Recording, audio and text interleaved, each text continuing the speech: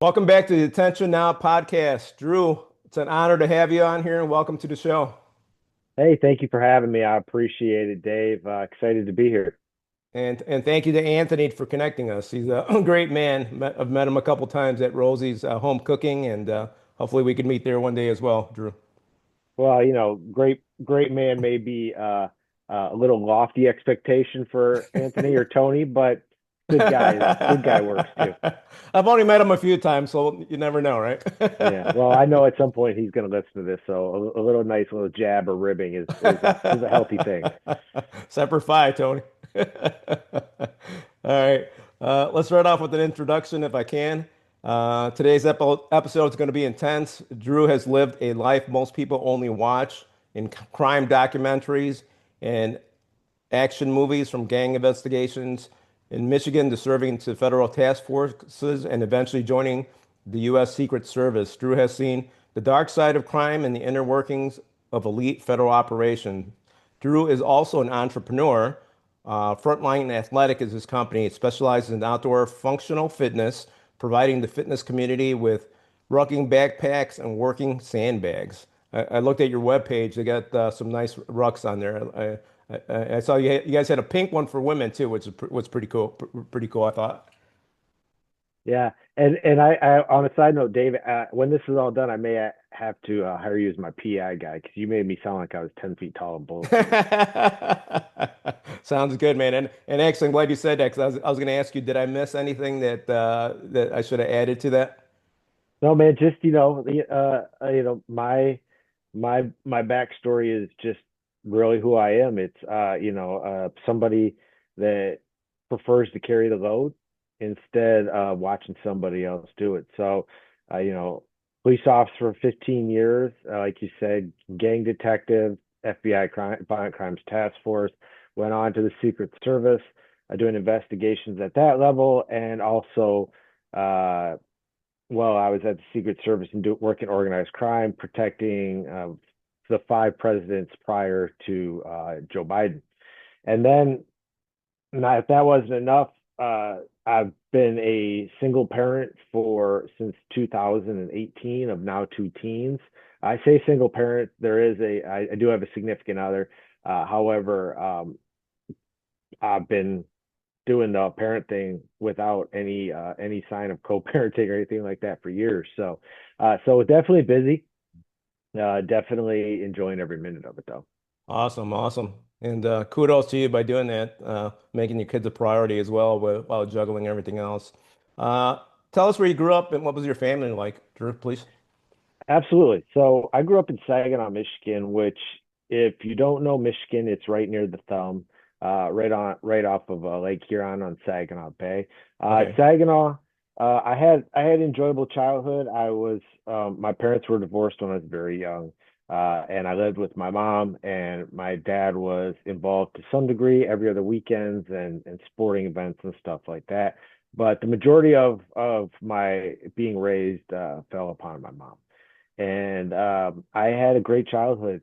Even though I didn't none of that really I cared all that much about it as a kid. I just wanted to have fun. I remember in the summertime getting up, getting my chores done on a Saturday morning, and then jumping on my bike, packing a lunch, and taking off, and not coming home till the streetlights came on. And what's interesting is that my mom will probably listen to this. She's 82 years old. Oh, Is that she thought I was always in the neighborhood. And I was wow. all over Saginaw. I was climbing train bridges, It's probably risking my around the life. corner somewhere. Yeah, yeah, just 2 blocks away. Meanwhile, I'm on the Saginaw River climbing a train bridge up like 100 feet in the air, risking my life, and you know, shooting squirrels on a buddy's roof with a BB gun, stuff like that. So really great childhood. I enjoyed it a lot. I never recognized as a single parent. My mom was uh, she was a school teacher, which is not an extremely lucrative job. It's more about what you're trying to accomplish for other than a large income. And I never ever really even noticed that we didn't have a lot of money. I just enjoyed childhood. We still had vacations. We would drive instead of fly. And as far as, and I always played the sports. I always did the activities that I wanted to do. Somehow my mom found a way. And in regards to that with my own children, it's the same. So, they want to play travel softball or do extra training for the football season. Um, I'm making sure it happens. It's going to happen one way or another. And it's important to me to Love make it. sure that I'm supporting them as a father to the best of my ability. So as they grow, they can grow into young, productive adults. Yeah, I think that's why we're given that gift to guide them and be able to teach them to go the right way, which is pretty cool. What sports did you play when you were younger? So I was a play everything type of athlete. Okay, got it. My Yep. mom would say, do you want to do this? Yes. Do you want to go to this camp? Yes. Everything was a yes. I wanted to try everything. So I played football Okay, in high school, and I wrestled, and I ran track, and I was on the powerlifting team. nice. And then in college, collegiately, I played rugby. And then after I played rugby in college, I went and played on a men's team in Detroit RFC, which is a men's club for 2 years. At that level, I was no longer a starter. And so I had to make a decision when I had strained an MCL that it was either my career as a police officer or Yeah. something that didn't pay the bills. And so I stopped playing at that. Probably about like 24 years old, I quit playing. You beat me to the question. I was gonna say that sport is like you're gonna get hurt. So there you go. It's inevitable. Yeah. Yeah. So did you always want to be in law enforcement, or how did you wind up having the desire wanting to get into that? So that's an interesting story. So the person that helped me make that decision was not a school counselor. It was not a parent. It was not a friend. It was my barber.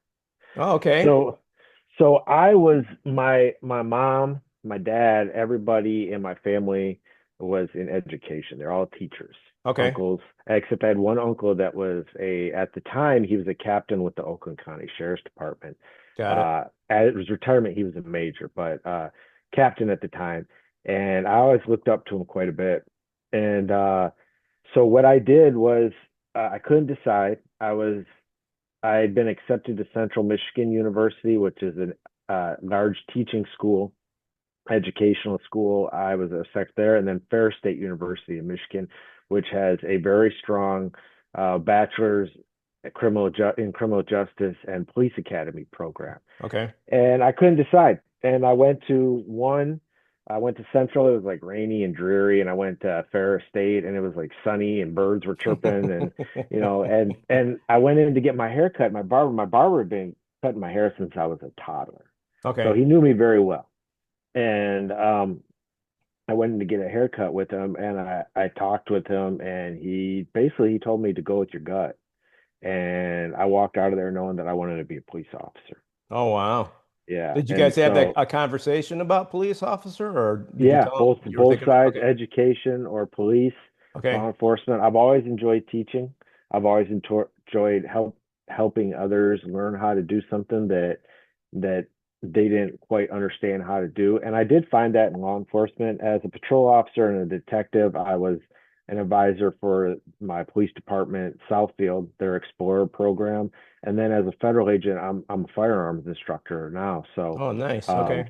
so I still get that, but I knew that I wanted to go into law enforcement, not to like arrest bad guys or, enforce the law, but to help people that couldn't help themselves, to help the less fortunate, and not just somebody that is, you know, just having a tough time thing, but people that legitimately cannot help themselves. So victims, people that uh, life circumstances have gotten in the way, and they don't have the means to get themselves out of the situation. And that's important to me, to give those people the help they need to Yeah.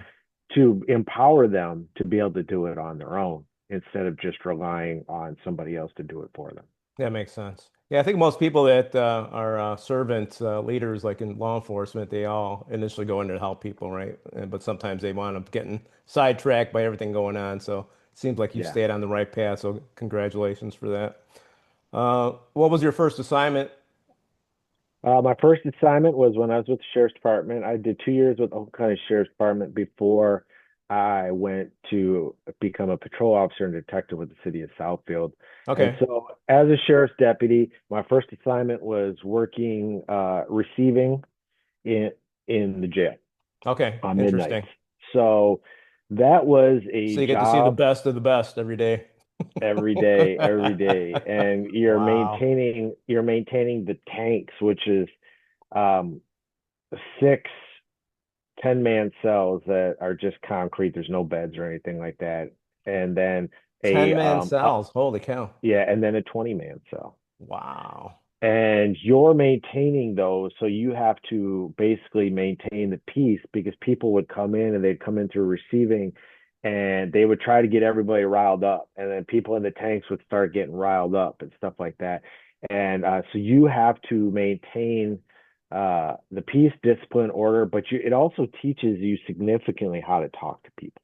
All Right, right. exactly. That's exactly And what I was people, thinking.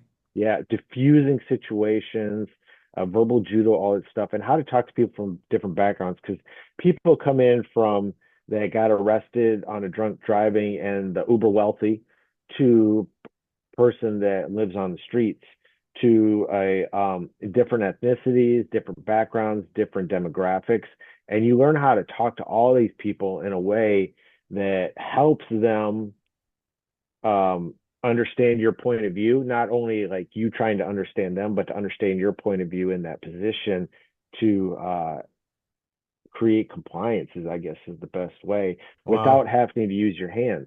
So I would anybody that goes in law enforcement, I would highly recommend an agency that hires somebody to put them in their lockup or their jail for 6 months because it really teaches you in a controlled environment how to talk to people of different backgrounds.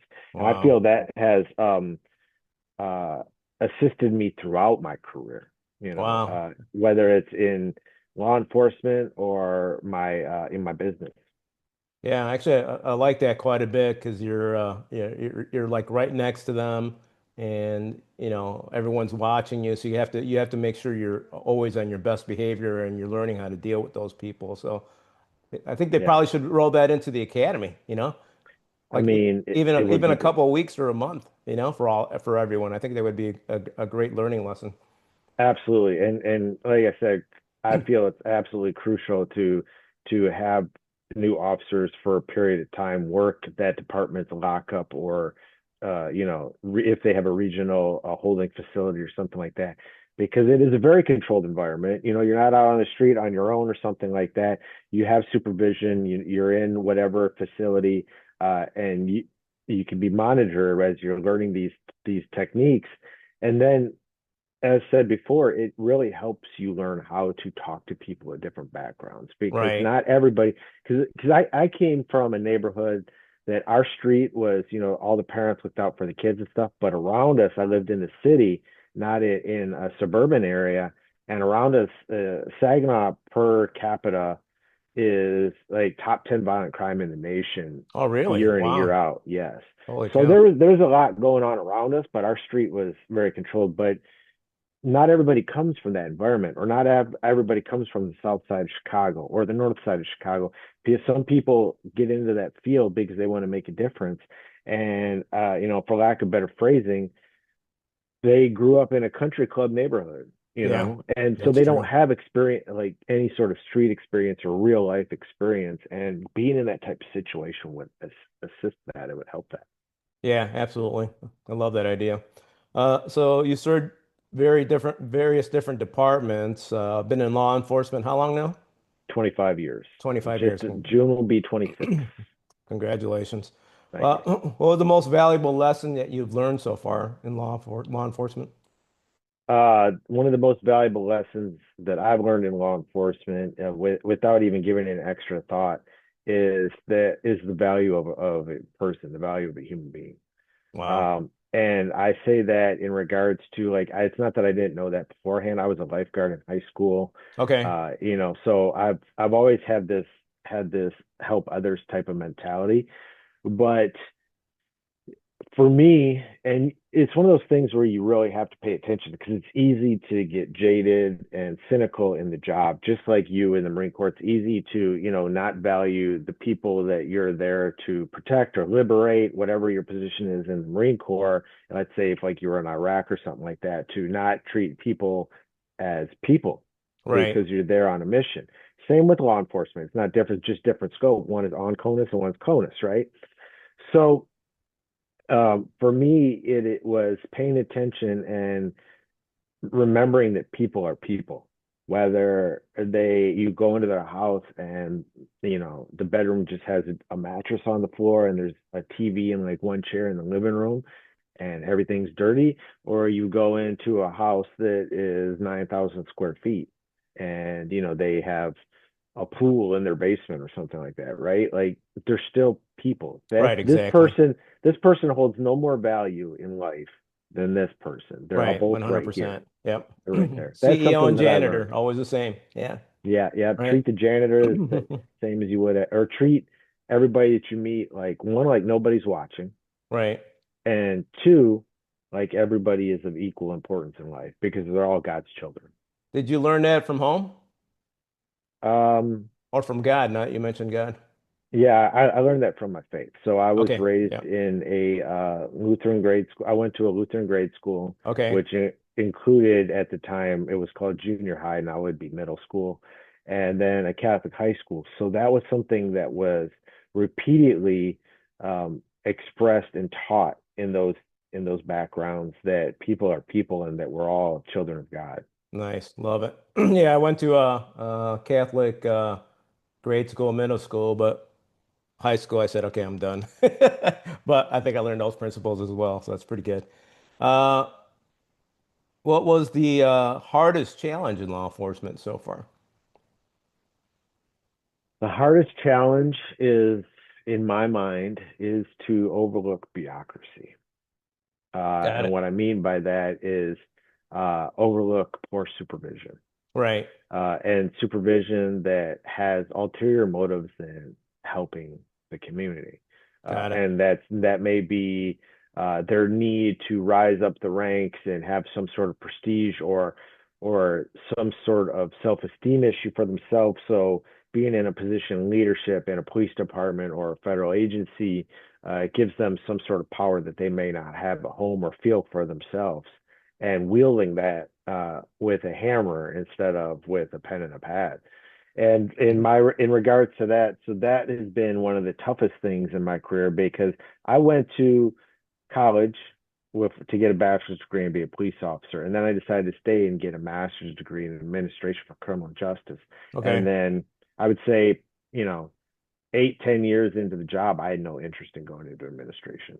Right. I had no Yeah. interest. I would prefer working cases, investigations, helping people instead of overseeing other people do it.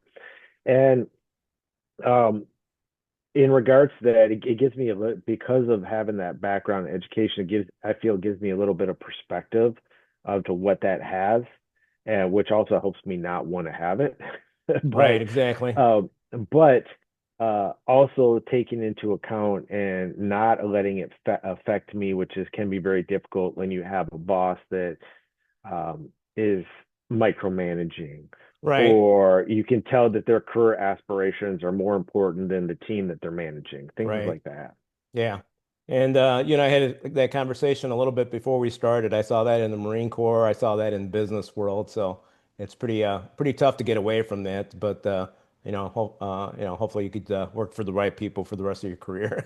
You know. Yeah, there's been a couple of times where I've been asked to work towards promotion, and the statement is always be like, so you can be one of the Oh, people that okay. protect us from the other people that are putting in for this. And I'm always like, I'm sorry, man, there's other priorities in life. I'm not going to do that. Yeah, exactly. Exactly. I'd love to, yeah, at a different time, but no, yeah, not now. I get it. Not now.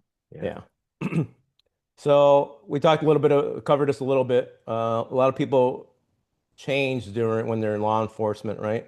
Uh, how tough was it, dealing as a young cop with like gangs and violent crimes early on? I don't think it wasn't difficult for me. Okay. I really didn't feel.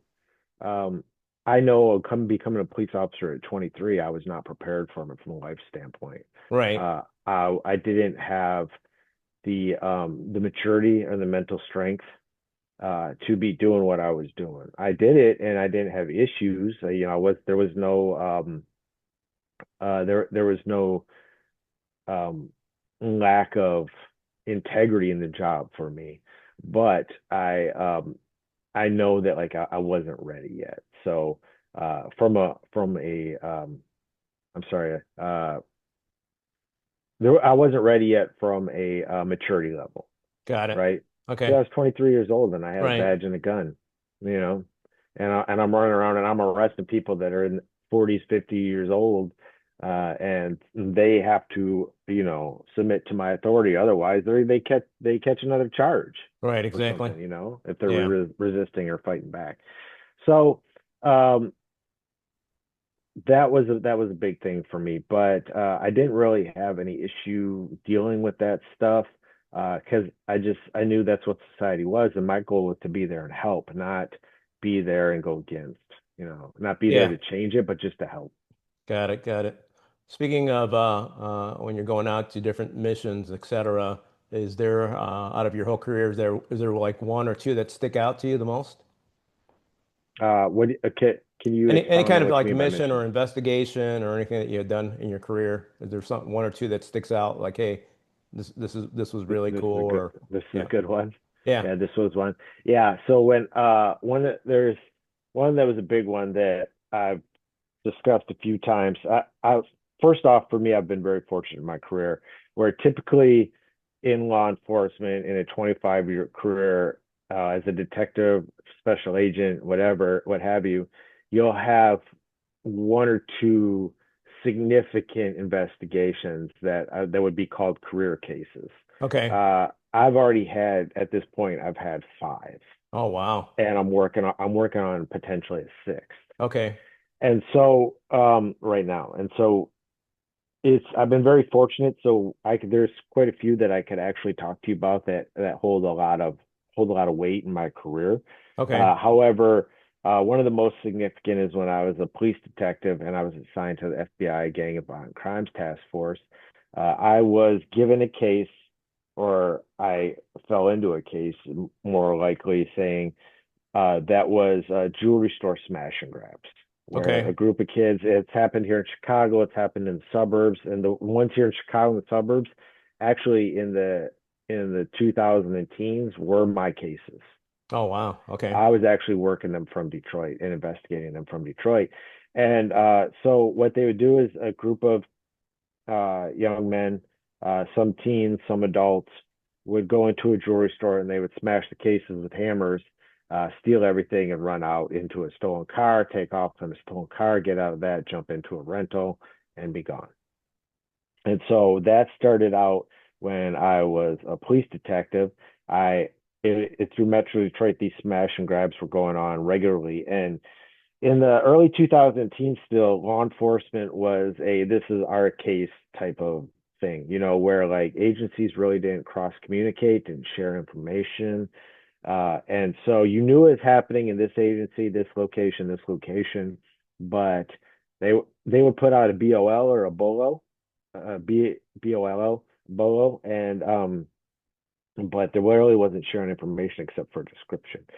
So we didn't have anything in Southfield yet that had taken place, and I was a detective at the time. I was property crimes detective, so I was handling commercial and residential break-ins with my partner. Okay. All right, and so I know I was in a town called Troy, and I was driving home from training, and on the radio because I was in my detective car, my department issued vehicle. On the radio, I heard the smash and grab that happened at this jewelry store in Southfield, and I went straight there and pulled the video, stuff like that. And for me, uh, which is also what drew me to federal agencies, was I was restricted by jurisdiction, right? Oh It wow. didn't happen. It didn't happen in Southfield, so I wanted to work it, but it didn't happen in Southfield, Got so it. I had no nexus. Now, as a federal agent, I have a nexus anywhere, Nice. right? So once it happened in Southfield, for me, it was game on. We're like, all Okay. right, time to take the gloves off and get to work. So I pulled it and I started calling around to other departments and pulling their smash and grabs, getting reports on their smash and grabs that I knew had taken place. And I was seeing that the the trends and the people involved were identical. It Okay. was the Same same MO people then. and same Okay. MO, everything. So I talked to my boss, and this was um, revolutionary at the time for some reason, and I just thought it's what needed to be done. Is I put together a fusion meeting at Southfield PD. So Okay. a fusion meeting is when different agencies come together and they do an interagency collaboration Got it. uh, in to create a certain effort. And so what I did was I invited all the local departments to come in, send a representative to talk about their cases. If they didn't have a case, they could hear about it. And so I put together worksheets with information or packets, information packets. And then I got up and I led and I gave the information that we had. And then I invited anybody else to come up and have a discussion about what they were dealing with in theirs, and so we could all brainstorm together. And from there, I ended up catching a bunch of the guys that were Nice. involved in ours, and one of the guys that I had caught uh, provided me with information as to the MO of the criminal organization because Nice. Okay. it was you could say it's like a street gang, whatever like that, but in the essence of it, we were dealing with organized crime and we were dealing with uh, conspiracy to commit conspiracy to ongoing criminal enterprise. So Okay. like conspiracy to commit ongoing criminal enterprise. So it wasn't quite at the RICO level, but it was. I mean, it could have been if we would have gone that route, but it was definitely a CCE, so continuing criminal enterprise. And so this guy gave me all the information but that I needed to move forward, and he told me it was going on out of state. The problem was, once again, I'm a Southfield police You detective couldn't go. Yeah. jurisdiction, right? Right. So I turned it over to an FBI agent, and he presented it to his bosses, and the boss was like, "Yeah, we're not going to really deal with that. We're not in that. We're not going to do that right now." Oh my God. But Right. because of that case and some other cases that the agents, my department had deemed unsolvable, that I was fortunate enough to solve, or to get results for is a better term, I would say. Right. They had an opening on our agency to go to the FBI Gang and Violent Crimes Task Force, which Oh, was there you their go. Safe Streets Task Force. And that's a FBI initiative through large cities where this task force deals with violent crime that is gang related. And so I interviewed for that, ended up number one on the list, and ended up a couple weeks later on the task force. And I presented that case to my supervisory special agent on the task force, and they loved it. And so we started working it. I was partnered up with another agent, and we found when we started working it that these were happening all over the country, and not just Detroit and then into Ohio and Indiana and maybe Illinois, right? But they were going, like, we're talking California, Colorado, Florida, Texas, on and on, like as So they're far as all you could connected reach, then. Wow. all connected, all the same crew out of Detroit. And so what we found was, and the MOs were all the same.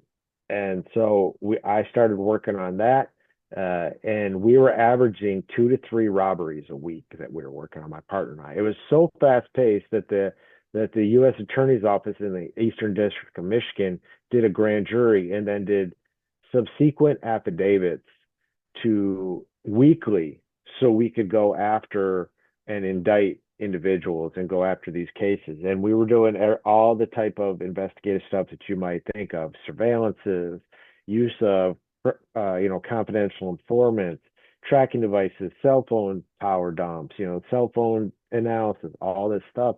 And it was bringing it all together to the point that and also we had to travel the country Okay. to interview these suspects when they would get arrested. Let's say for instance we had one in Asheville, North Carolina. Well, we could have sent the local FBI agents and task force guys out there to interview them. But if something went sideways in the interview, they wouldn't know where to go with that. But if we're there, we have institutional knowledge of the case. So we would go and we would fly to these places and we would handle the interviews and then come back and report it. And then everything, all because it's national for the FBI and national for the U.S. Attorney's Office, all of this stuff was brought back to Detroit instead of being, uh, prosecuted and indicted in Colorado or California or North Carolina. It would all be moved jurisdictionally back to the Eastern District of Michigan. Nice. And so what we did was over 18 months, it was extensive. My partner and I, we ended up indicting uh, 48 subjects Holy moly. Wow. and ended up charging 6 subjects sides in the state of Michigan um, through the Oakland County Prosecutor's Office. And it got to the point where we had 2 U.S. attorneys, assistant U.S. attorneys to the case, and then we had a um, a prosecutor in the warrant section at Oakland County that worked with us on everything. Not because we were prosecutor shopping or anything like that, but because it got to the point where she had institutional knowledge of the case, and we didn't have to come in every time and And explain represent the everything. whole Yeah. investigation. She already knew, and so we would just give the update as to what had happened yesterday with this person and why we wanted to charge them and stuff like that, and Wow. it streamlined everything. And Man, so you go ahead, go ahead. Sorry. Oh, no, I was just going to say in 2014, the 2 main victims in this were Rolex and Okay. Jared Jewelers. Oh, wow. They were going for diamonds and they were going for watches. So in 2014 alone, Rolex was at a loss of $27 million, and Jared Jewelers were at a loss of 19 million, Holy cow. all in loose diamonds and watches. Wow. You guys really killed their business. Holy moly. I mean, they killed their business and you killed the Yeah, yeah, wow. and we had everything going on with our suspects all the way down to purchased changed identities.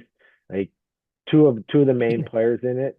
One got stopped on a traffic stop, and they found in his car he had just purchased an entirely new identity, and so he had everything, birth, you Wow. name it, down to a birth certificate, passport, IDs, everything was different, all with him. Well, when you're making Social so much security money, number. when you're making so much money, it's pretty easy to change whatever you need or do whatever you need, Yeah. right? Yeah. the Wow. the main ringleader, he had changed his identity and he moved to Arizona, grew his hair out, stuff like that. And then he was spotted because he was on the FBI's most wanted list Okay. next to, child predators and terrorists. Here was this guy, right? And so we'll call him AJ. So AJ was on this list. And so somebody spotted him and reported it to the local location. At this point, I was with the Secret Service. I had Okay. left local law enforcement and the task force, and they reached out to me. The FBI reached out to me and asked me if I could positively identify him. And so they sent me a picture. And right away, I was like, yeah, that's him. Like, there's no Yeah. doubt in my mind this is Right, this guy. right. I'm like, absolutely, that's him. So they had a task force out there, grabbed him and extradited him back to Michigan, and he ended up getting 8.5, 9 years off of it. So not substantial over for the circumstances, but substantial for a violent crime that didn't include a gun. Okay, got it. Got it. That's pretty good. That's great. That's a great win. Congratulations on that. Definitely a landmark case. Was there a big change when you went to the FBI? And then the next question is going to the Secret Service, but was there like a big change, like people wise, training wise, et cetera? Oh yeah, yeah, yeah. Yeah. So FBI is very white collar. Okay. Like our task force was a lot of street cops, street detectives, Michigan Department of Corrections, a couple of federal agencies like HSI, which is Homeland Security Investigations on there. We had at the time, there was an ICE agent that, but that was a different time where ICE was not, despised by the Right, public and the media exactly. and stuff Yep. like that. It was Yep. we had a removal officer from ICE on the team, uh, corrections officers and stuff like that. And so our team was very blue collar, but the FBI itself very white collar. And I learned really quickly, and a lot of officers and detectives complained about this, but it didn't really bother me. Was the red tape with Okay. with the FBI? Everything needs to be documented, like in triplicate, right? Oh, And wow. if you want to do a consensual monitoring with a confidential informant, you need to call the locally assigned Office of General Counsel and talk to an attorney for the FBI and get permission, Wow. right? And to me, like guys would complain about this all the time because they were used to running and gunning as a police officer, where a lot of times in police work, you have an incident and you arrest the person, and you figure it out after the fact, right? Like Right. you have probable cause and you arrest them, and then over the next 24 to 72 hours, you have that window to piece together the case. Okay, Well, at gotcha. the federal level, you do all the work first and then you arrest. That's why Okay. when we come and knock on your door or take your door down and arrest you, um, it's locked tight. Like we're not You guessing have the story anymore. down already. Yeah. Yeah, we're not guessing anymore. The interview is just like an interview afterwards isn't really like looking for you to shine some light on it. It's just to tighten your information up for you because we already know, we already got it documented. Everything's there. You're getting indicted regardless. Got it. So it didn't bother me working at the FBI because in my mind, this is what it was. So you either and this goes back to that question you had that I relayed bureaucracy. Like these are the parameters that I'm working in. I can either get in line and make it work for me, or I can be stubborn and work against it and be miserable. Right. So I Yeah. noticed that going there that there was a lot of red tape, very white collar, very checks and overly checks and balances. Got it. And I was just like, well, this is what it is. This is how I'm going to get stuff done. So this is what I need to acclimate to. Yeah. Keep it simple. You got to play the game. Right. Yeah. And then Yeah. in regards to that, when I left local service and hired on with the Secret Service, it was kind of a breath of fresh air because the Secret Service was very much more old school and blue collar. Oh, interesting. Okay. Yes, I mean they still had the checks and balances, and you still have to call general counsel. I think that's just a federal government type of thing where they want to make sure that everything's locked down. You still had to go through all the same stuff when you're dealing with the U.S. Attorney's office, but it just the environment was a lot more blue collar. Okay, gotcha. A little bit laid back more. Yeah, I Yeah, think a lot of people think when you think Secret Service, they just think you're protecting the president, but there's more to the Secret Service, right? there's a ton more. When you start with the Secret Service, you are assigned out to the field. So I got moved to Chicago after Okay, going through the academy. And when you're in the field, you work investigations and then you supplement protection. So for me, I started out in counterfeit, which is one of the bread and butters, for the nexus of the Secret Service financial crimes. And then that manifested into organized crime. okay, And so what I did was I worked a couple of large scale cases with the Secret Service that handled counterfeit. That was our nexus, the financial crime, but also seems like is always the case, organized crime involved uh, gun trafficking, human trafficking, and narcotics trafficking. And a lot of times the financial stuff, especially at the street gang level, is the way to finance the more violent crime got it. and Okay, human trafficking and things like that. gotcha. And then what happened in those situations when you work in the field is then you supplement protection every so many months. So if a protectee, like at the time, President Trump, because this was 2016, 17, 18, Okay, came to Chicago, well, you would work on that detail. got it. Or if Hillary Clinton came to Chicago, you would like I was a lead agent for Hillary Clinton detail when she came to town, Okay, and you build out that entire security blueprint. Or every so many months, you're on what they call as rota, which is rotation. And during rota, you're wherever the needs of protection is throughout the country. That's where you go. So I may on Tuesday I may be in Mar-a-Lago with Trump, and on Thursday I may be in Billings, Montana with uh, Obama. oh wow.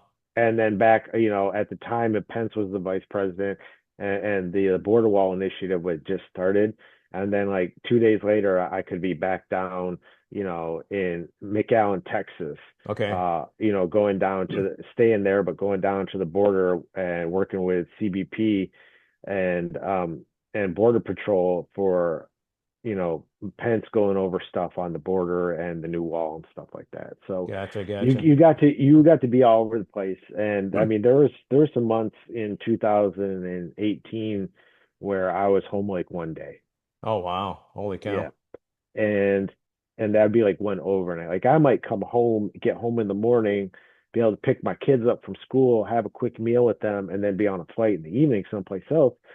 But it won overnight the entire month, Wow.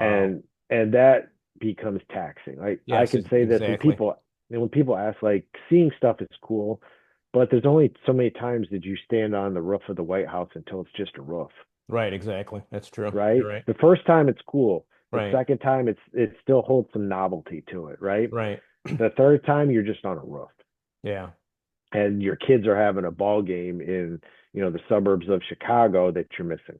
Right, exactly. It's like I'd rather I be at the ball remember game. Yeah. I remember being at the White House and FaceTiming my children on Christmas morning as they opened gifts because I was assigned to the White House over Christmas when Wow. Obama was still president. Wow. And that was a sign right there that this is not what I wanted. This is not what I wanted. Being a father is way more important to me. Uh, you know, my goal is to raise two children that are self-confident, have strong self-esteem, and can be independent on their own without some parental oversight as they go into their 20s, 30s, and beyond. And it was more important to me to be a part of their life than 100%. to than to the prestige of standing next to the president, because it's the same situation as the roof. You stand next to the same guy 5 times and the novelty's worn off, and then it's just some guy that moves around a lot and makes decisions. Well, like we said earlier, everyone's the same, right? So, That's correct. which is pretty cool. And kudos to you because a lot of people would have, it's like, man, I got the best job in the world and just would have left their family behind. So that's great that you were able to see that, and make the change. Any cool stories when you were at the Secret Service? Um, it's just, I wouldn't say cool stories. I would say that without getting political about it, I would say that I learned that these politicians that you're protecting, because when you're around them all the time and they see you all the time, you become a piece of furniture in the room to them, Okay, right? got it. So they will talk with their staff and other constituents as if you're not there. Okay, And at the time, you sign NDAs, non-disclosure agreement. So you cannot be political in any way. And agents that would get on Facebook and make a comment about somebody they're protecting, see ya, you're out of here. Can't do that, right? where's your But common sense with that behind that? Holy cow. oh my Anyway, goodness, yeah, yes. You're like, so you're supposed to take a bullet for this president, but you're on Facebook talking about how you don't support this president. right. All right, Wow. well, it's time for you to find a new job. Right, exactly. Right? You can't let your personal beliefs get in the way of what you do for in that job, especially something as important as protection. So what I found is that all these people in these positions, some people are nice, some people are not so nice, and Right. not to get political, like some people are just nicer people, and some people are not such great people, but they're all very similar.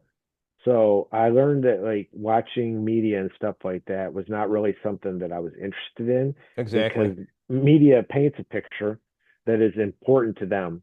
However, I would find that this guy and this guy, media holds this one up here and this one down here, but really they're pretty much the same guy. Yeah. I Yeah, think they just carry themselves a little different.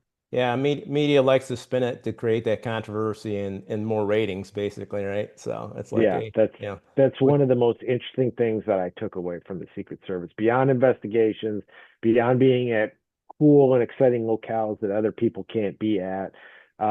One of the most interesting things that I took away, or perspectives I took away, is that, you know, the media is selling a story.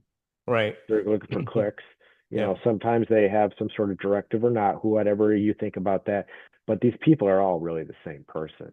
And one of the ways that I gauged who they were outside of the office, because they all had very similar goals, they all had very similar techniques to get those goals, was how they treated people around them. Just like we talked about, where Yeah. the janitor is no different than the CEO. So how is this man or woman that is in a position of power, how are they treating the people around them when nobody's looking, Right, right? exactly. If they Yep. treat people well, then you know generally who they are as a person, in my opinion. If Right. they treat people when nobody's around, they treat people like garbage, Well, yeah, also no. That says a lot right there. Yeah, Yeah. That's a great accomplishment, right? How many people can make it to the Secret Service? It's a very small percentage, right? this is true. Yes, yeah, yeah. Yeah. It is. It was an interesting point in my So, career. so that's great that you're able to accomplish that. Uh, so a lot of stress, a lot of stuff going on, right? I Yeah. know that fitness helps a lot, right? How important is fitness and nutrition to keep your physical health and your mental sharpness as well? So fitness and nutrition is everything to me Yeah. in regards to self. The, I'm a big believer of control the controllables. All Right. right. Exactly. You Yep. know, I have situations going on with my children that they're working through and I'm helping them work through that I can't control. I can help Right. guide, but I can't control. I have situations in personal life, situations in my job, situations in my business that I can control or cannot control. But what I can control is how healthy I am. And that's not just physically, but mentally. All right.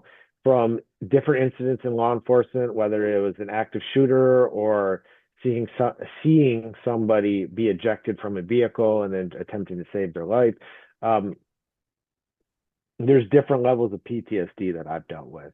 And Right.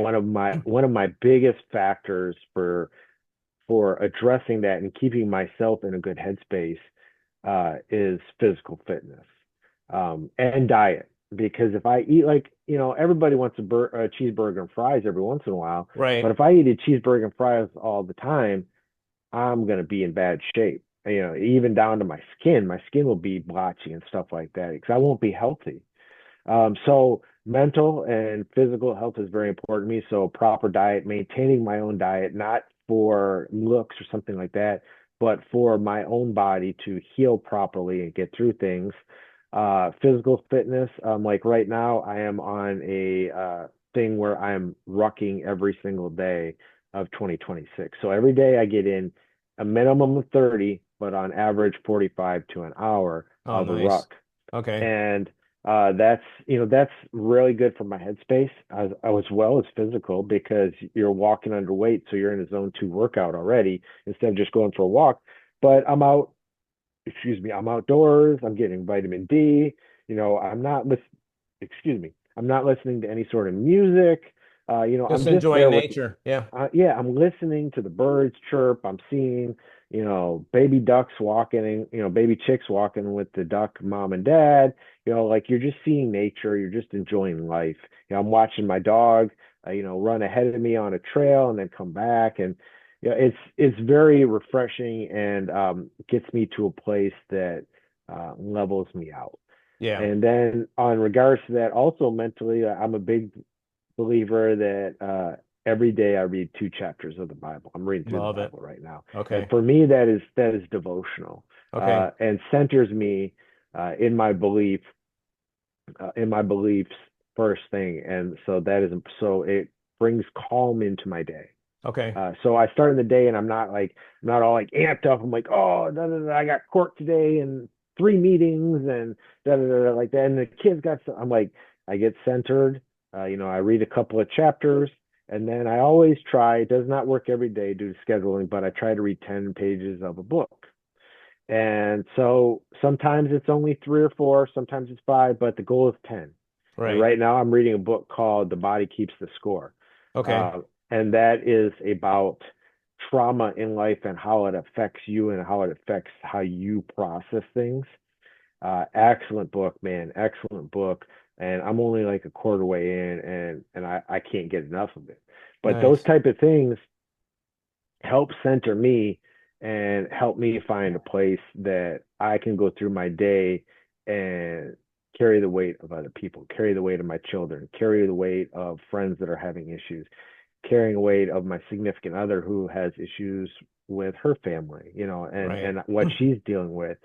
Because at the end of the day, as a man, I carry traditional values, and as a man, the man protects his family. The man carries that weight, and I feel that that is not only my responsibility, but that's who I am.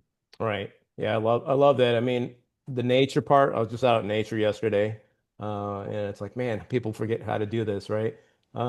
Reading the Bible. I started off my day with reading the Bible first as I well, love that. because, instead of A lot of people get on their phone, look at social media right away or the news. It's like, dude, you're starting off the wrong way, right? And then working out, probably could work out a little bit more, but I try to do at least something, 3 or 4 days out of the week, kind of stay in shape, which is great. And I think, like you said, it's important to feel and being able to do whatever you need to, whatever situation you get into, right? So, because if you don't feel good and sleep's another great thing, right? If you're not sleeping right, your brain your brain's not working effectively. It's like charging your phone up to 60 or 70% and expecting it to last the whole day. It's not going to happen. So, No, it's not going to happen. And the sleep thing, I think about like 2, 3 years ago, I started developing sleep apnea. oh And so wow, okay, going through a process of fixing that for myself, because like I was falling midday, I'd be falling asleep. oh No matter wow, what I was doing, I'd be dozing off. So sleep is crucial. People burn the candle at both ends, and I do too. But getting, you know, 6 to 8 hours every night as best you can is super important. And I always try to work to make sure that I get six minimum, right? right. So so I'm getting well rested and so I have energy the next day, not only to exercise and get stronger and maintain my strength as a 48-year-old and maintain my health, but also to maintain my mental health. 100%. Yeah, I'm doing 7 and it seems to be working good for me. So right in the middle. Have you known any other law enforcement that are doing like hyperbaric chambers or like psychedelics or stem cells or anything else to help with their PTS? Well, stem cells really interest me. I think that's really interesting. I ran into, do you know who Marcus Luttrell is? Yeah. Yeah, from uh, um, the movie and all that stuff like Yep. that.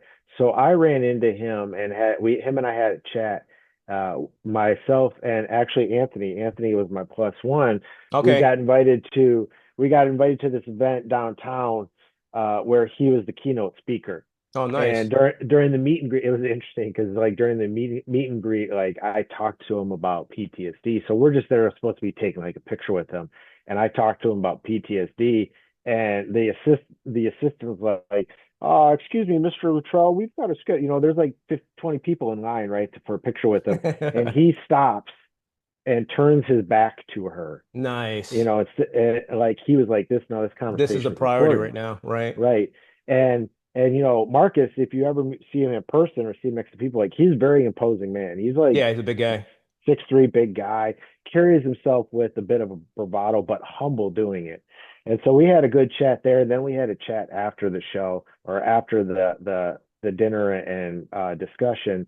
And he was talking to me about his use of going down south of the border and gaining treatment for that and how it's revolutioned who he is. Yes. It's cleared all that. It's clear. Well, I wouldn't say cleared all of it out, but it's helped him manage it. And so much so that he kept wanting to go back, and they're like, "No, you're done. You can only do this so much. Like it's not going to have any effect on you anymore, Right, exactly. right?" And I've read up on that, and I think it's excellent. I mean, I think like this is something, especially for war fighters, Yes. law enforcement that has been in critical situations like myself. I've been involved in an active shooter, and you continue to process that stuff. And a lot of times people don't have an outlet or it keeps creeping back in if you don't learn how to process it correctly. Like, for instance, when I was with the Secret Service, I was an active shooter. Okay. And I found out afterward, like for 2 weeks afterwards, I didn't sleep. I kept reliving the event, reliving the Okay, event, got it. reliving the Kept playing it event. back in. Yep. Yeah, and like I would sleep, I'd get maybe like an hour here and there. And I went and I met with my supervisor, and great supervisor. So this is not on him. This is on their training, right? Sure, sure. And That's I said like, listen, boss, I'm not sleeping. I'm struggling. I can just feel the cortisol in me, right? Like my right, stress right. levels are through the roof. I'm not at a point now where I can't do my job, but I don't want to get to that point, right? Exactly. I'm Yeah. maintaining right now, but I don't want to get to a point where I can't maintain. I need some help. And he is like, man, Drew, I don't know what to tell you. I don't really know what we have available. He's like, I could set you up with an appointment to speak with our chaplain. I was like, I'm sorry, what? The chaplain, like, I appreciate that. I'm Yeah, a yeah, man of yeah. faith, Yeah, but like I'm asking for help, not like exactly. can we go talk about reading some scripture and he pats me on the back, say everything's all right, the Lord is with you, right? Like yes, this is important, but I need tools to manage this. And fortunately for 100%. the time, I was seeing a psychologist to help me deal with the trappings and the stress of divorce. Yes. And I've seen him for that. And I brought it to him. And he's not some PTSD clinician, Right. uh, traumatic stress clinician, but he helped me find techniques that work for me to help process it. So when I have an episode of being thrust into this, where when you're dealing with PTSD, you relive it. Like I could look down and I could see from an earlier career one, I can see my uniform. I can see myself putting on blue rubber gloves. I can see my mic. I smell the smells and everything. Right. Same thing with later career stuff. And so when I have that coming on, it's some stuff that grounds me and brings me back. Love it. Love it. Yeah, the I've had several operators on the podcast, and couple of SEALs have done a lot of them, but they said the stem cells was the best, believe it or not. So I also Really. had a good friend that has a kind of like a consulting business. He's a Army Special Forces. What was he? A team. He was a part of like A team, and he actually it changed his life so much that he partnered up with the doctor to have like a service where he'll send law enforcement or veterans out there to get treated, and it's like half the cost of anywhere else. So I've sent two or three guys to him already, and I followed up with them, and they said, Dave, thanks for that recommendation. That's phenomenal. Is it in So Wyoming? so they actually have one. He has one in San Diego. Oh, excuse me, in Huntington Beach, and then Okay. he has one in Tijuana. It's actually umbilical cord stem cells. Yeah. That's what everyone's doing because there's a whole bunch of other ones, but that one works the best. So I'll give you his contact info when we wrap I up. would love it. I'd love it. Sometimes I listen to the podcast Cleared Hot with Andy Stump. Oh yeah, yeah, yeah, yeah. Yeah, and he had a while back, he had on some guys that are working in stem cell research. It was a very interesting show because it's totally legal by the FDA in the veterinary world at this point. However, Wow. it's still in the testing phases for humans. And but in the state of Wyoming, you can do this now, right? Okay. Like Wyoming is cutting edge on this. So you could have your stem cells uh, frozen or preserved or whatever in Florida and sent there, and you can go there and you can get treatment. And like the episode was 3 hours, but it was I was like on the edge of my seat listening the whole time, like this is amazing. And they're talking Wow. about where they are at in the research and how it's coming along and where the FDA is at with it and stuff like that. It was like, and they said the same thing. They're like, a lot of times, whether you'll have an office in San Diego and another office in Tijuana, and you'll get evaluated in San Diego, then you go across the border for the treatment. There you go. Yeah, it's definitely life changing. So I'm actually going to try to get out there this year as well myself. So that'll be Good, pretty awesome, cool. man. Good for Uh, you. so let's talk a little bit more about your business. Tell us about what Oh, you do and website, contact information, and all that, please. Because sure, sure. Well, first off, I appreciate you allowing me to talk about that here. Like, you and I have discussed. I didn't come on the show to sell something, right? no, I we're or here to to help people, and You're right. if it could help them with their health, this is part of it. So Yeah. So 2023, basically, I was I've always been an implementer, and I think that comes back to law enforcement. Because if you don't get it done, it doesn't get done, right? right, Like if you don't exactly, take the initiative, it doesn't happen. You can come up with great ideas all day long, but if you don't implement them and somebody else implements them, well, guess what? It wasn't your idea, it was theirs.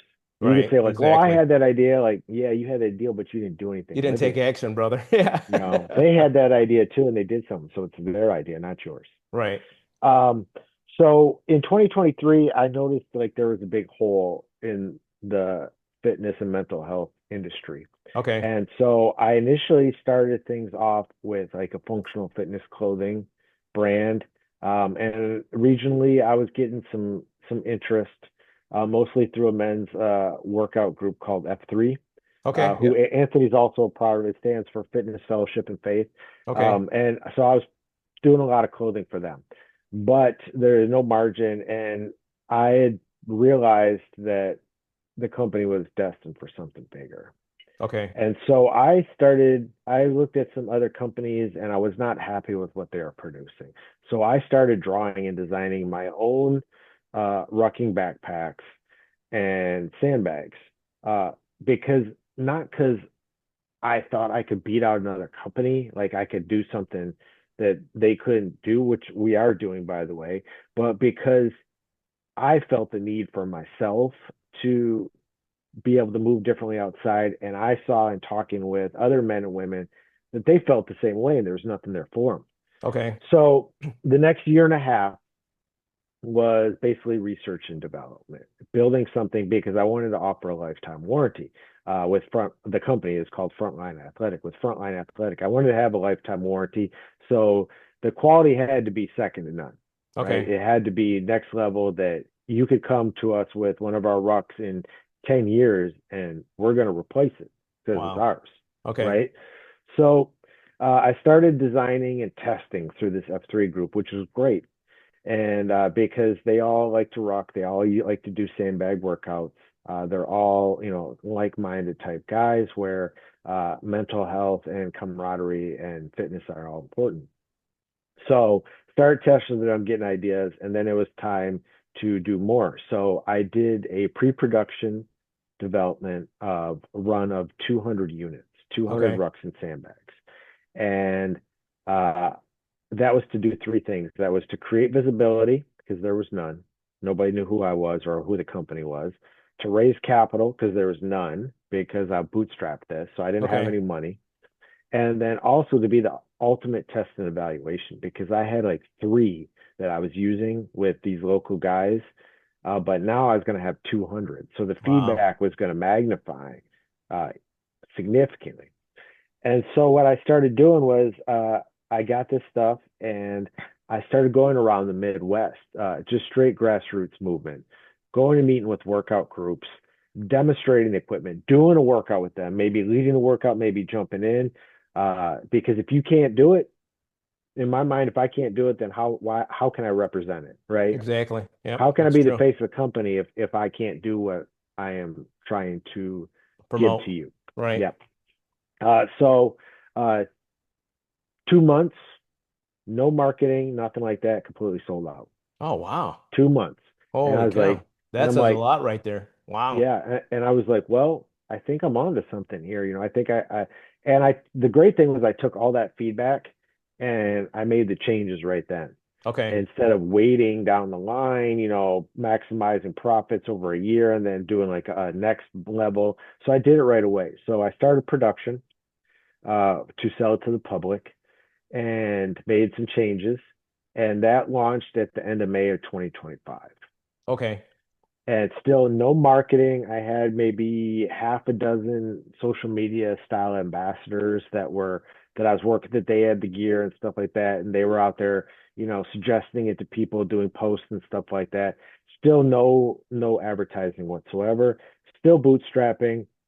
2.5 months sold out of 500 units. Holy moly. Yeah. Yeah. And I looked at the web page. They look really well made. But well, so yeah. thank you. Yeah. Thank you. I appreciate that.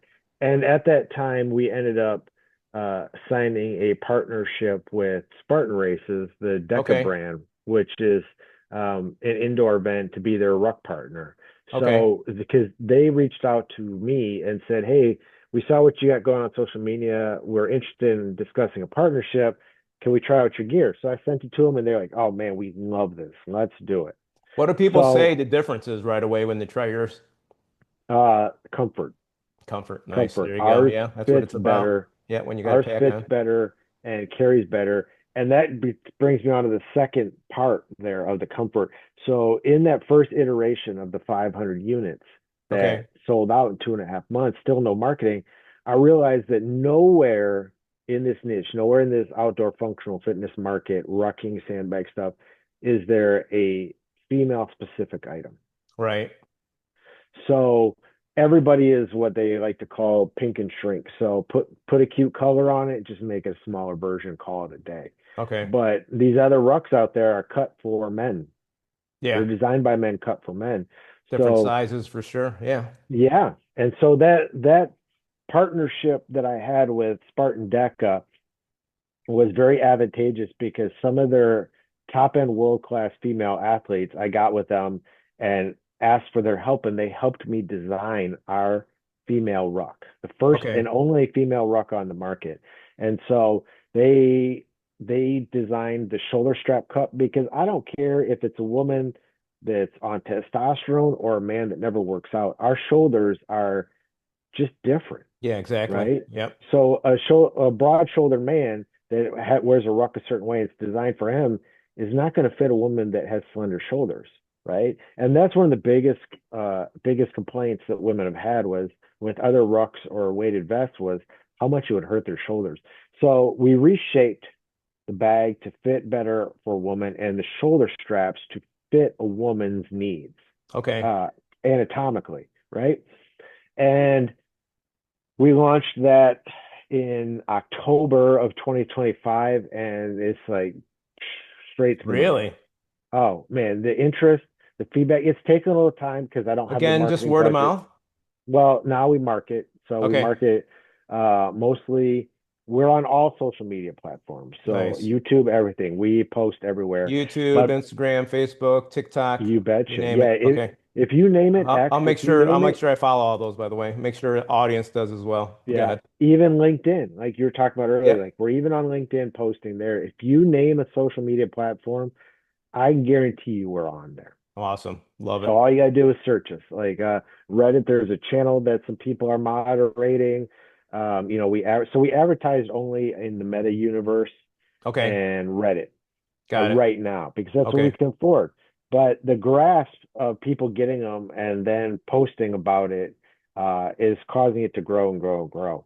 So that has been huge for us. And now we're at a point where we are manufacturing every other month because we're Okay. getting that type of draw. Instead of running out of money or running out of product so we can finally get enough money to fund the next product run, You're at a point to keep the stocks we're up. at a Yeah. point now where we're on a schedule every other month Love it. that a new manufacturing run is getting done, and everyone is now between 500 to 600 units.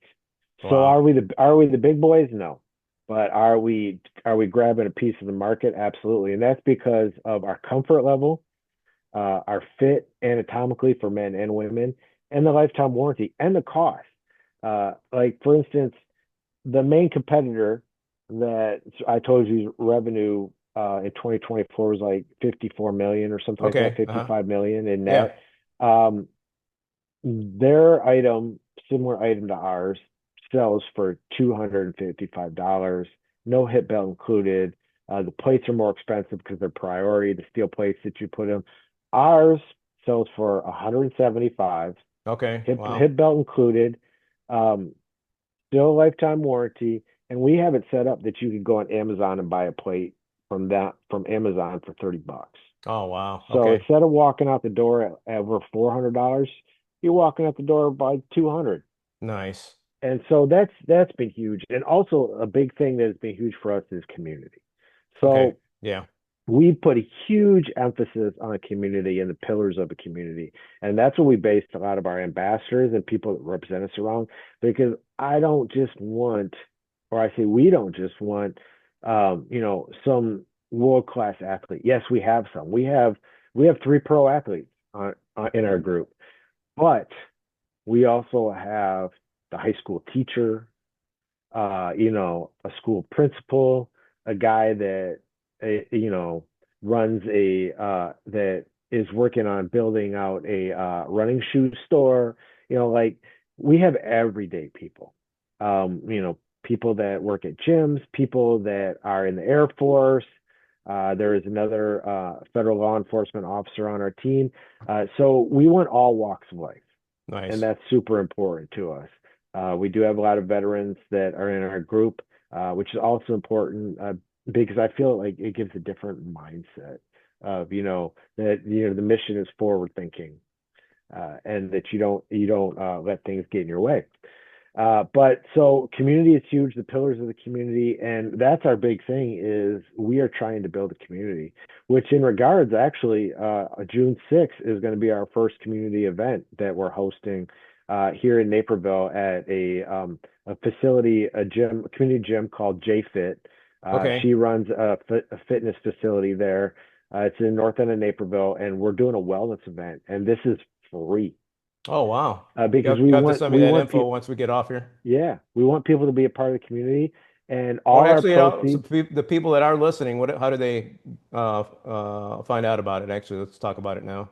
So you can go on our social media, and there is a QR code. There is an advertisement. You can also go to Eventbrite, which Okay. is who we host our marketing for the event through, and they can search Frontline Athletic, Okay.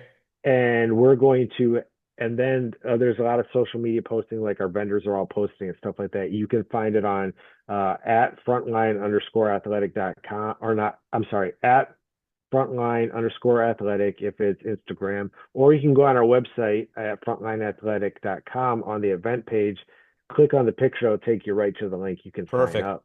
Okay. And what Awesome. that is it is ticket based, so we know who's going to be there, but we ask for a donation, and that's Okay. not going to us. We're supporting Warriors Walk, which is a veteran ran nonprofit that supports suicide awareness in veterans. Love it. So Okay. 100% of our proceeds and a percentage of all our vendor proceeds is going to be donated to Warriors Walk. There's going to be Jen, the owner of JFit, is going to run a sandbag workout. There's Anthony actually is going to host a community ruck that Nice. Okay. is going to be on a loop that's going to be about like 2.5, 3 miles. But if somebody needs to bow out, tap out after a mile, they have easy access back to the facility. There's going to be yoga. There's going to be breath work. There's going to be cold plunges, Wow. coffee, acai bowls being served.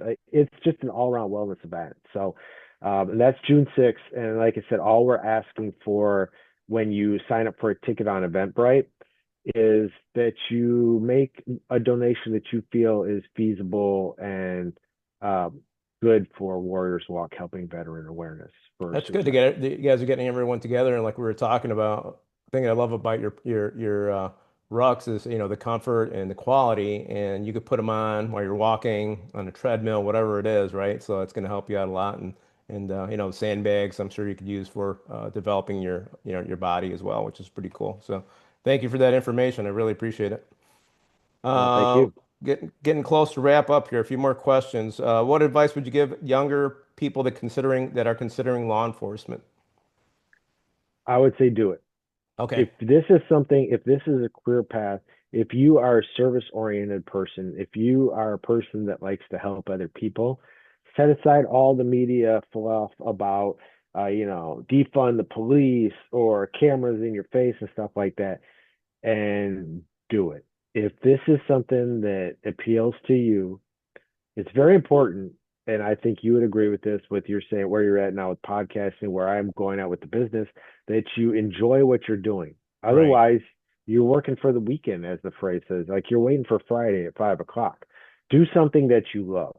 And if you love helping other people and you think being a nurse, being a firefighter, being a police officer is going to give you that fulfillment, then do it. But do it for those reasons.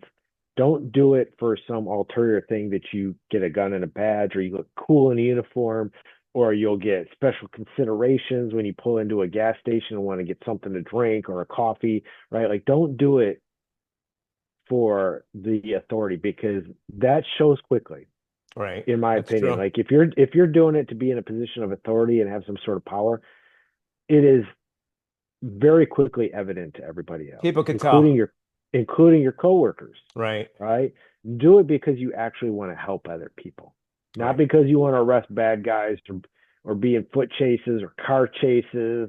All that stuff is fun and interesting, but that's not why you get it. You get it to help the less fortunate and help those that can't help themselves. Love it. What's the best advice a mentor ever gave you, Drew?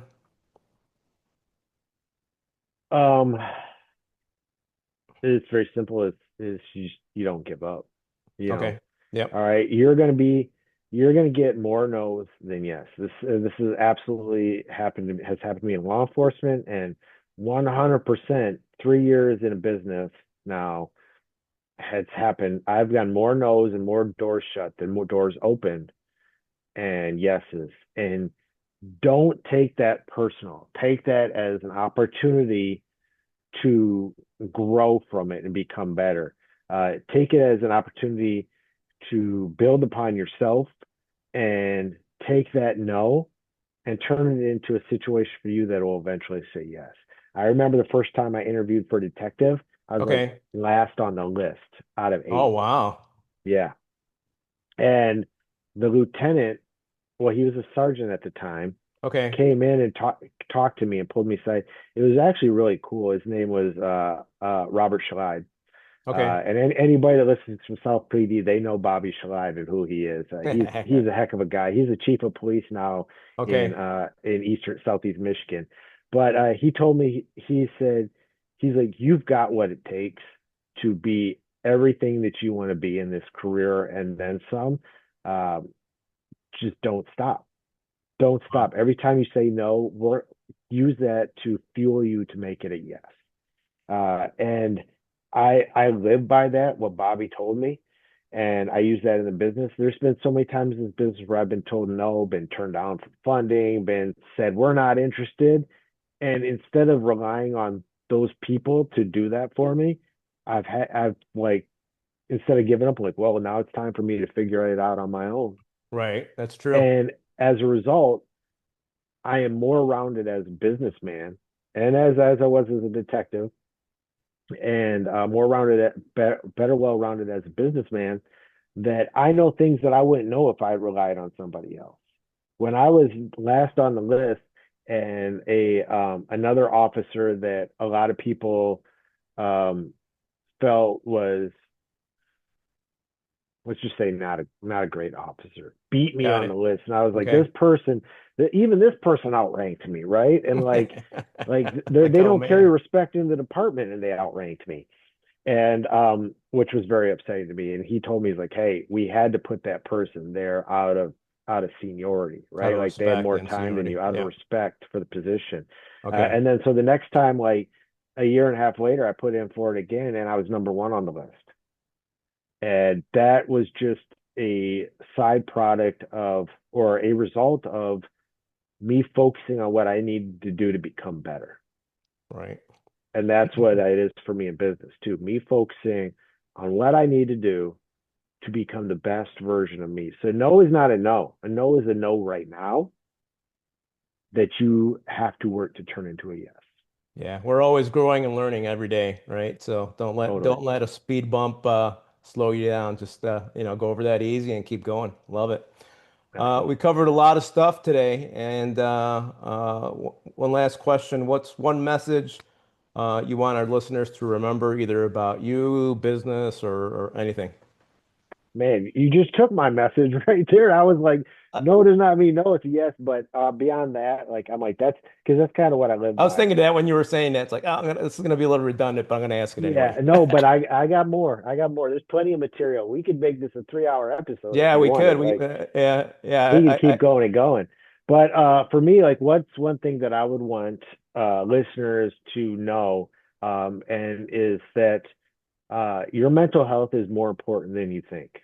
Mhm. All right, your mental health is crucial not only to you but to all those around you. All right, your mental and physical health, your own wellness, your own well-being. Don't neglect it.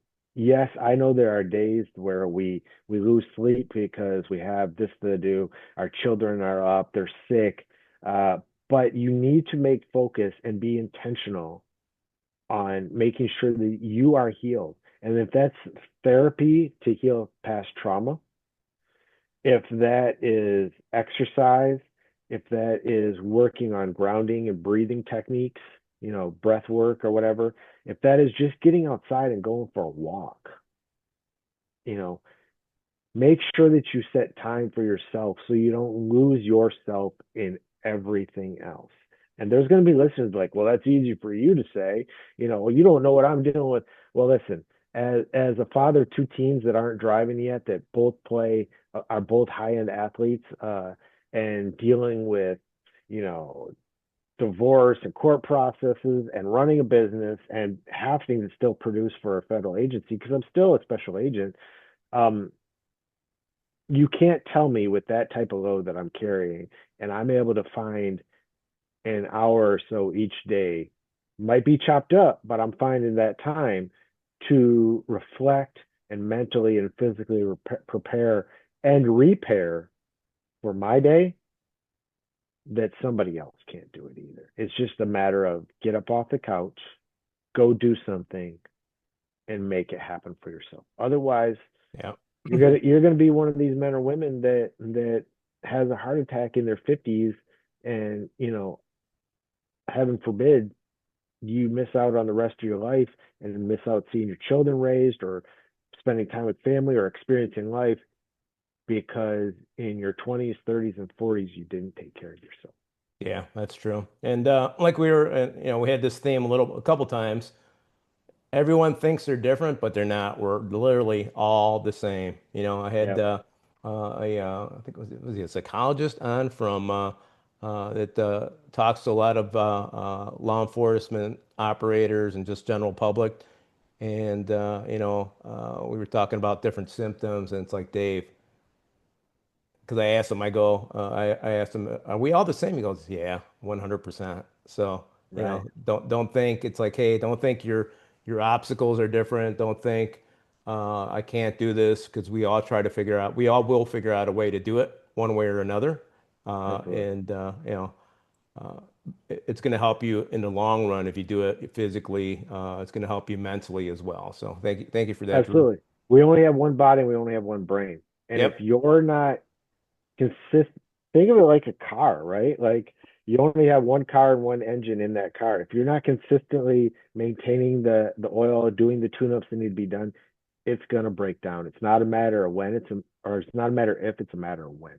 that's It's the true. same with your body and your brain. If you're not taking some sort of precaution to take care of yourself physically, health wise, mentally, you're gonna break down. It's not a matter if, it's a matter of when. 100%. Drew, time time to wrap up. Thank you so much for your service. Thank you for coming on the show. It's been a pleasure to get to know you a little bit better. I'm looking forward to meeting you in person as well. This has been an incredible conversation. Absolutely, man. I really appreciate being on here. And I got to tell you, with the way you were hyping it up, I can't wait for us to grab some breakfast at Rosie's sometime in the near future. Yeah, well, it's a great place. A lot of veterans. Now law enforcement's coming. Lynn Louder, the owner, posted I think like 4 or 5 law police officers. It's like a 50s type retro restaurant. So they were all That's sitting at the cool. counter, which was pretty cool. So it's like, all right, I I got to love go out that, there and man. I meet some love of these that. It's guys too. kind of like a Norman Rockwell picture. You know what I mean? From way Yes, back and he when. has a lot of Norman Rockwell pictures hanging up, which is kind of funny. That's awesome. That's awesome. To everyone watching and listening, if you got value from this episode, make sure you like, subscribe, and share it with someone that needs to hear this. Stay focused, stay winning. God bless you, and we'll see you for the next episode.